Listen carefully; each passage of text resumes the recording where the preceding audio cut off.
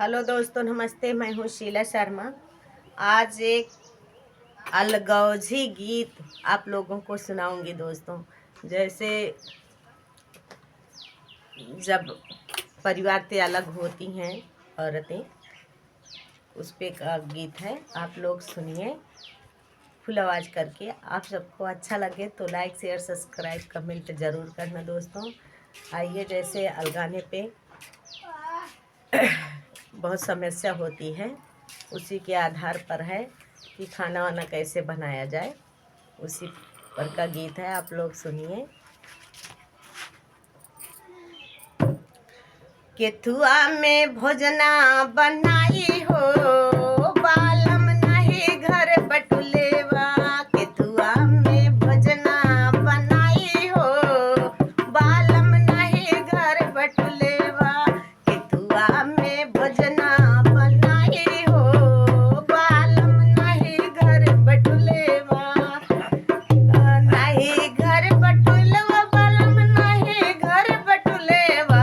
केथुआ में भोजना बनाई हो, बालम नहीं घर बटुलेवा। मम्मी मोर देहली बालम बड़का बाटुलेवा। मम्मी मोर देहली बालम बड़का बाटुलेवा। अरे सासुली है चुराई हो, बालम बड़का बाटुलेवा। सासुली है चुराई हो, बालम बड़का बाटुलेवा। केथुआ में भोजना बनाई हो, बालम नहीं घर बटुलेवा। केथुआ में भोजना बनाई हो, बालम नहीं घर बटुलेवा। मम्मी मोर देहली बालम बड़का बाटुलेवा।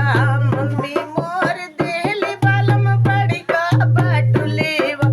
जेठनीली है बटाई हो, बालम बड़का बाटुलेवा। जेठनीली है बटाई हो, बालम बड़का बाटुलेवा। जेठनीली है बटाई हो, बालम बड़का बाटुलेवा। केथुआ में भोजना बनाई हो, बालम बड़का। केथुआ में भोजना बनाई हो, बालम नहीं घर बटुलेवा। ए मम्मी मोर देहली बालम बड़का बाटुलेवा। मम्मी मोर देहली बालम बड़का बाटुलेवा। ननद ननदी लई गई उठाई हो, बालम बड़का बाटुलेवा। ननदी जी लई गई उठाई हो, बालम बड़का बाटुलेवा।